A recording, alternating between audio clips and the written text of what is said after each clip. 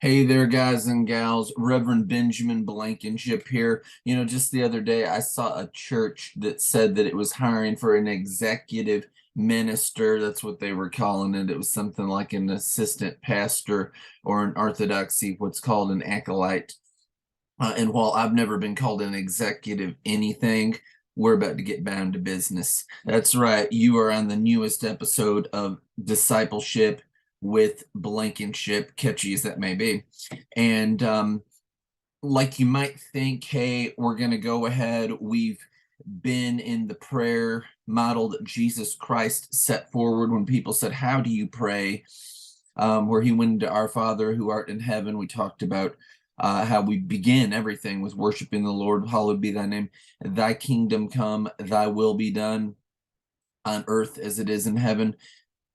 We're not even about to go into the next part of that yet because there's so much more to examine with the thy will be done, thy kingdom come on earth as it is in heaven.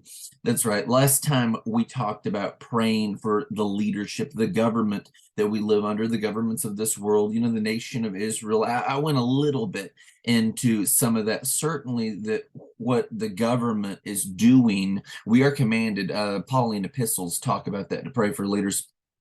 Where we are to pray for the leadership, it can make it easier or harder for us to be Christians. So here's the deal when we talk about prayer, and I preached on prayer for a year's time, which does not even nearly cover it. You could base a whole ministry just on prayer. In Christianity, it's like breathing. It's something that we're supposed to do without ceasing to pray with that kind of spirit of prayer. Okay. So say that you've got two countries, the Ukraine and Russia, the United States of America and the Confederacy of Confederate States of America, whatever, right? And so you've got this Christian and on side A that is praying in whatever metaphorical example that you want. You've got this person that follows God on side A, and you've got this person that follows God on side B, right? Maybe one's a Republican and one's a Democrat, whatever. Because really and truly, and I want to come out and say this, I've known people that are Christians on both sides of that. A lot of times it's the people at the top that are the issue. With that, there are people that were in the Confederacy and there are people that were in the United States during the American Civil War. Christians, you get that a lot. So let's say that there's a Christian on both sides of the fence. So they were both going to go ahead and they were going to pray, God, I want you to let us win. The other side says, God, I want you to let us win. Let me be clear with you. God's not inclined to do either one of those things. When we pray, what we need to pray is we need to pray what the heart of God is, not just what our flesh is. But yet that's what we default to praying, isn't it? God, if I could just live the comfortable lifestyle that would make my life so much easier. In Hebrew, there's not really a word for ownership, for owning anything. The things that God gives us, which is what I'll be touching when we talk about the next verse in there, the things that God gives us, we are made stewards over them to glorify Him. All of the silver and all of the gold belong to God. Has the devil stole a lot of it? Yeah. Um, I believe that there's power in prayer, that God can control our financial destiny, that God can control things that are spiritual, that God gives us abilities and He gives us talents in the way of our calling, in the way of what we are destined to do, in a way to reach out to others and to glorify Him, be it graphic art, be it acting, be it loving to do stuff with children, whatever. We have things that are hardwired into us that allow us to serve the Lord in the way that we are meant to serve the Lord. In the Bible, a place that I would go to, and I don't want to run all over here. I do try to make these all super quick, by the way, just because it's video. I love Isaiah 59. Isaiah 59, it begins with and he saw that there was no, I'm sorry, it begins with that God's arm is not shortened, that he cannot save us, and that his ear is not so heavy that he cannot hear us, but it is the sin of the people that stands in between them and God. Fast forwarding to the 16th verse, that's what I have marked. That's what I was about to go ahead and read. It says, King James Version, Isaiah 59 and 16, and he saw that there was no man and wondered that there was no intercessor. Therefore, his arm brought salvation unto him, and his righteousness it sustained him. For he put on righteousness as a breastplate and an helmet of salvation upon his head, and he put on the garments of vengeance for clothing, and was clad with zeal as a cloak.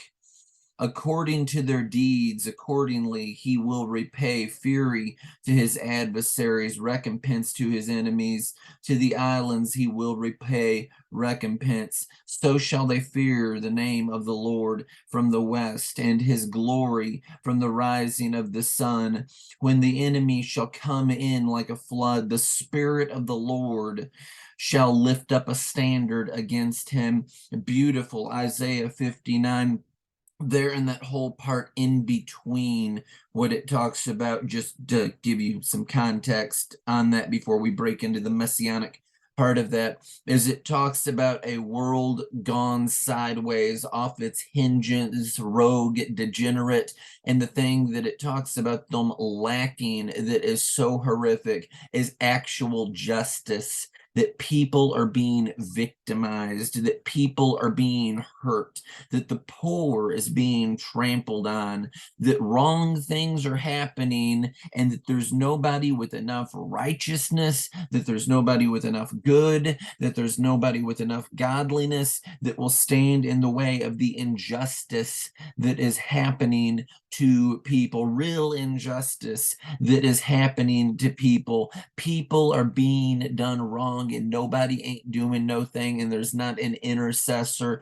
When we talk about prayer, intercessory is a huge thing. It is something that we as Christians need to be a party to. It is a damning thing that there was no intercessor. What's an intercessor? An intercessor is a mediator. An intercessor is, hey, you've got this guy over here, you've got this problem over here. An intercessor is somebody that stands in between the two things, that you stand in between the person and the problem, that you stand in between the person in the need, that you're there in the middle. That's what Jesus Christ does for me and for you, that he makes intercession to the Father. That is a priestly thing by all definitions in the Old Testament. And you know, I mean, I know that sounds like Catholicism and Orthodoxy, and it is. That you are making intercession, that you're standing in the gap for somebody, that you have a need, and that I'm going to go to God and I'm going to pray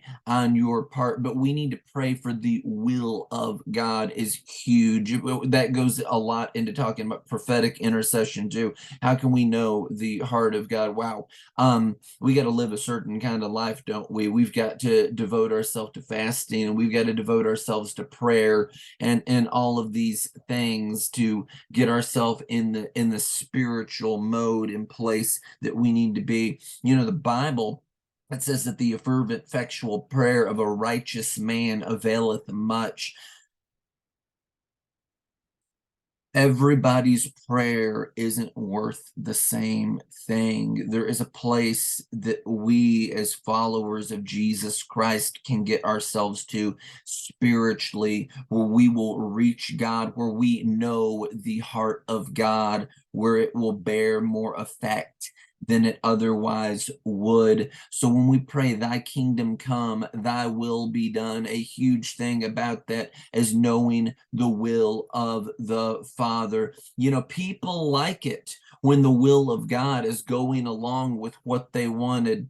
You know, the book of Judges, You read in there, and people were so excited. They were so thrilled when God would raise up a judge, because they had prayed, God, deliver us, and God raised up a judge. God, deliver us, and they raised up a judge. God, deliver us, and he raised up a judge. You know what? Sometimes God raises up people that you aren't praying for. Sometimes God has things happen to deliver us, to save us, to go on, that it's like, I didn't vote for that. I didn't ask for that. So was the case with Samson. You see that all before him, people were all into it, and they were about it because I asked for this judge, because I wanted this judge to come along. But nobody was sitting there praying, God, deliver us, when Samson stepped onto the scene. They should have been praying. If they were in tune to the heart of God, they would have been praying. But people did what was right in their own eyes. And here's the part I want you to catch. Their heart lied to them, and they were wrong. And Samson came on the scenes. And just like Jesus Christ there at the end of his mortal life, when he stretched his arms wide, the kingdom of darkness, the kingdom of the enemy, came crashing down straight to hell as he stretched his arms wide. We need to know the heart of God. Samson wasn't the problem with people not rejoicing when he came along as a deliverer.